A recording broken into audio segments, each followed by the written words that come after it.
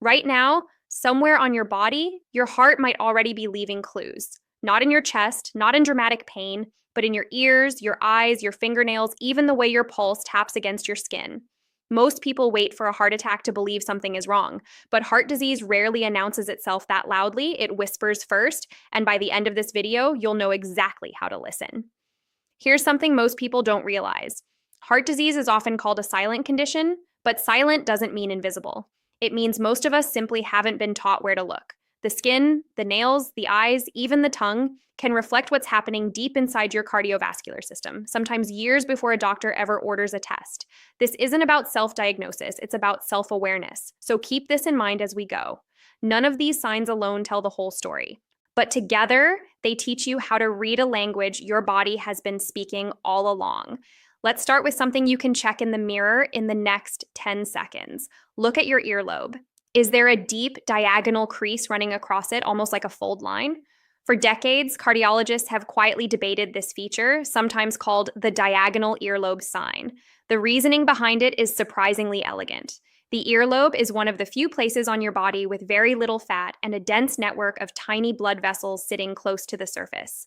When those microscopic vessels begin to stiffen, a natural part of vascular aging, the skin above them can fold and crease prematurely. The theory is simple. If the small vessels in your earlobe are aging poorly, the small vessels feeding your heart might be aging the same way. It's not a diagnosis, it's a whisper.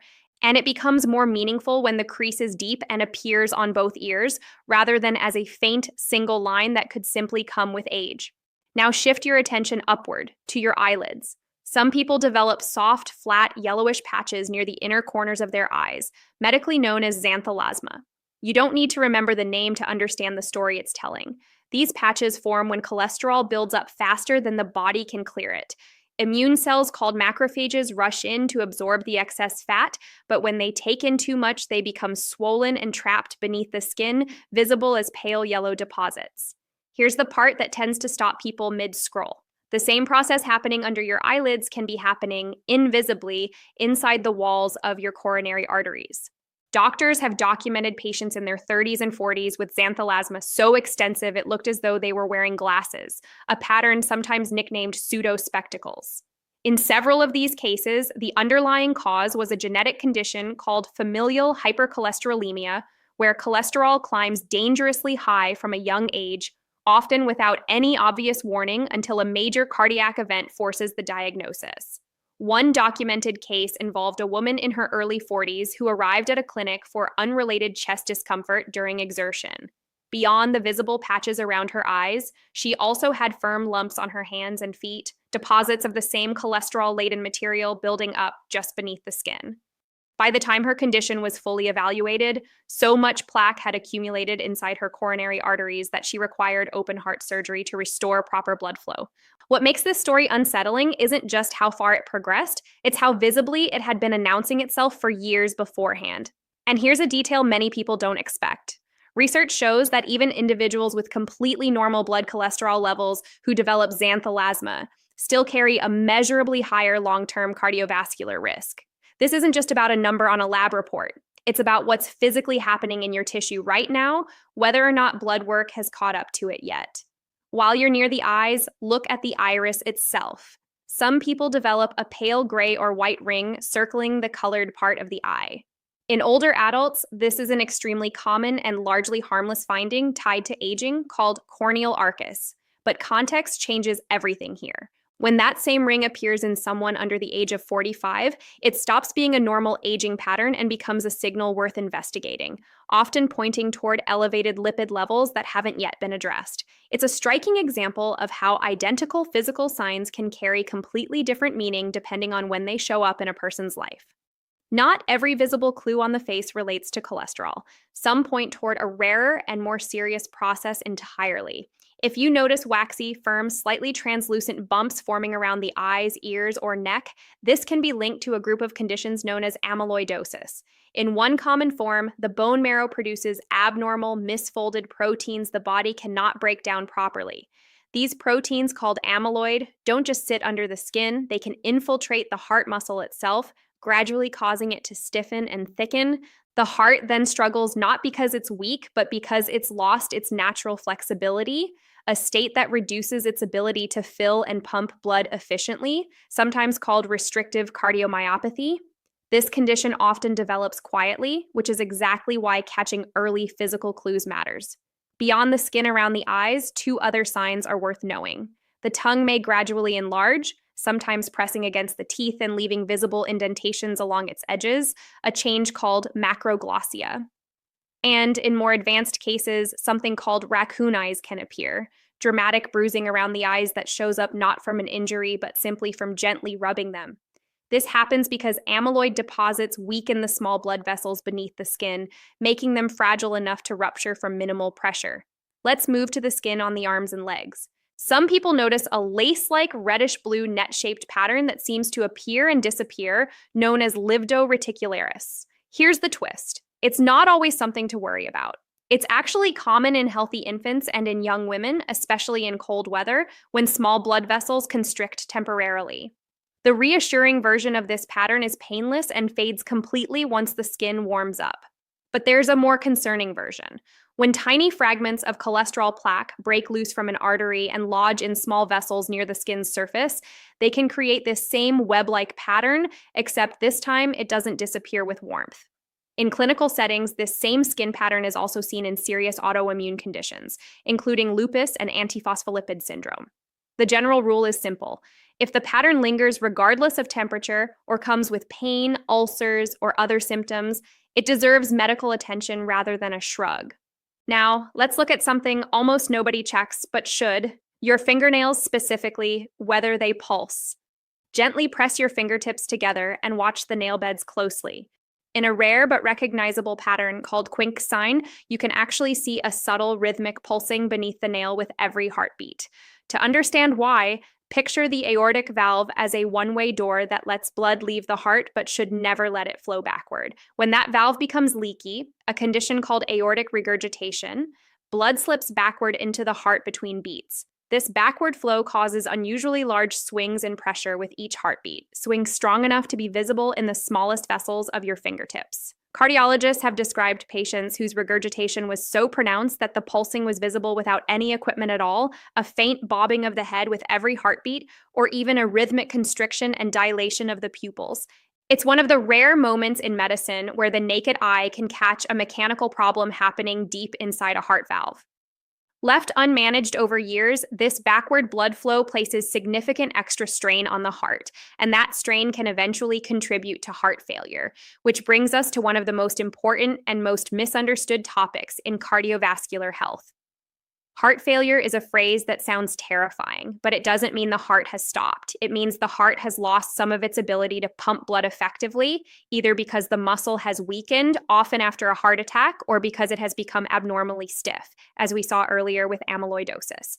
One of the most recognizable physical signs of heart failure is swelling in the lower legs and ankles, known as pitting edema. Here's a simple way to check it yourself. Press a fingertip firmly into your shin or ankle bone for about 10 seconds, then release. If a visible indentation remains in the skin for several seconds afterward, that's pitting edema. Context matters enormously here. Standing for long hours, certain medications, and pregnancy can all cause temporary fluid retention with nothing to do with heart disease. The mechanism behind heart-related swelling is worth understanding because it makes the whole picture click into place.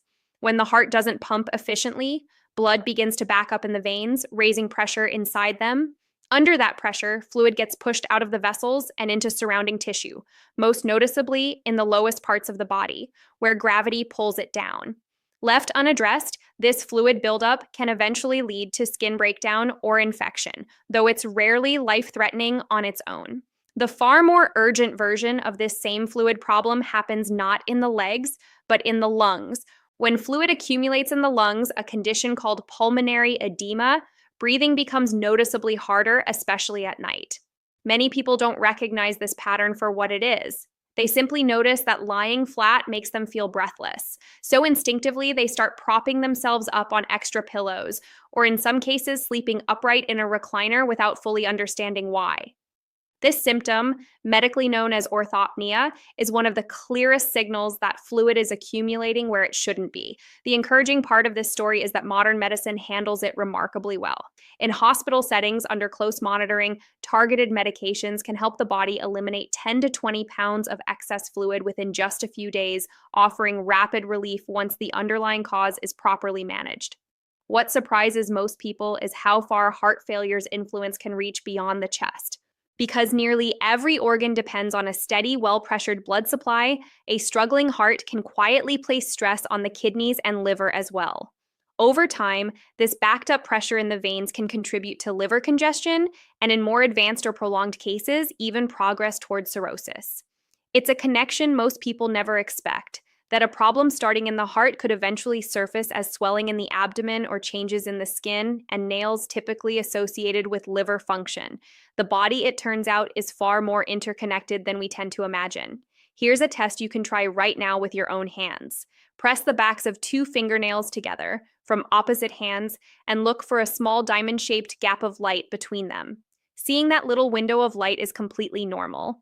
But if the space disappears entirely and the nails curve outward and meet with no gap at all, that's known as digital clubbing, this change usually develops slowly, often linked to chronically low oxygen levels in the blood. The causes range widely, from chronic lung disease to digestive conditions, and yes, certain heart conditions as well. In children, clubbing is frequently connected to congenital heart defects present from birth. But when it appears in an adult without any prior history, it can sometimes point toward a serious infection affecting the heart valves themselves, called infective endocarditis. Infective endocarditis deserves its own moment of attention because it shows just how far an infection can travel. It begins when bacteria, or less commonly fungi, enter the bloodstream and attach themselves to the heart valves, forming small, fragile clumps called vegetations. These clumps aren't stationary. They sit directly on valves that are constantly opening and closing, which means fragments can break off and travel through the bloodstream, eventually lodging in smaller vessels elsewhere in the body. When fragments settle in the fingertips or toes, they can create small, tender, raised bumps known as Osler nodes. When they lodge in the palms or soles instead, they often appear as flat, painless red or purple spots called Janeway lesions. And then there are the fingernails again, this time showing thin, reddish-brown streaks running vertically, resembling tiny wood splinters beneath the nail, known as splinter hemorrhages. In one documented case, a patient came in with persistent low-grade fever, unexplained fatigue, and several of these streaks appearing across multiple nails at once. It was that combination, not any single sign on its own, that pointed clinicians toward an infection quietly damaging a heart valve, something that had been building for weeks before it was caught. Context is everything with a finding like this. A single splinter hemorrhage on one nail is often nothing more than minor trauma, like bumping a finger against something hard. They can also appear with unrelated skin conditions like psoriasis. What tends to distinguish an infection-related case is the pattern, multiple nails affected at once paired with other symptoms like fever, fatigue, or unexplained weight loss. Finally, let's talk about something everyone can check without a mirror at all, your own pulse. Place 2 fingers on your wrist and simply feel the rhythm for a moment. Is it steady and predictable, or does it feel scattered almost as if it can't decide on a pace? This irregularity has a name, atrial fibrillation, and it's common enough that many modern smartwatches are specifically designed to detect it. To understand why it matters, picture the heart's 4 chambers working as a coordinated team. The 2 lower chambers, the ventricles, do the heavy lifting of pumping blood throughout the body. The 2 upper chambers, the atria, act more like primers, giving an extra well-timed squeeze that helps the ventricles work more efficiently. The atria have thinner walls than the ventricles, which makes them more vulnerable to stretching over time, particularly in people with long-standing high blood pressure. When the atria stretch, the heart's internal electrical signaling can become disrupted, causing them to quiver rapidly and chaotically instead of contracting in a clean, coordinated rhythm. Once that coordinated motion is lost, blood inside the atria can become stagnant, and stagnant blood has a tendency to clot. The real danger emerges if one of those clots breaks free, travels into the ventricle, and gets pumped out into general circulation, where it can eventually block a vessel supplying the brain. This is one of the leading contributors to stroke worldwide, which is exactly why an irregular pulse, even one that comes and goes, should never simply be dismissed as stress or too much caffeine.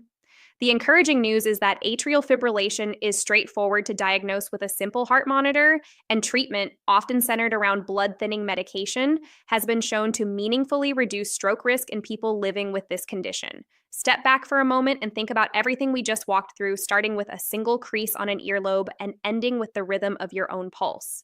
13 different signals spread across the ears, eyes, tongue, skin, nails, and pulse, all quietly connected to an organ most of us never think to check on outside a doctor's office. None of these signs on their own are a diagnosis. They're not meant to replace medical evaluation, and they're not meant to cause alarm over a single crease or a passing patch of dry skin. What they are meant to do is change the way you look at your own body, to turn ordinary moments, glancing in a mirror, pressing on your ankle, feeling your pulse while waiting for coffee to brew, into small opportunities for awareness. We started this video by asking what your heart might already be trying to tell you. Now you know where to look. And the next time you catch your reflection in a mirror, you might find yourself pausing just a little longer, not out of fear, but out of genuine curiosity about the quiet, constant conversation your body has been having with you all along.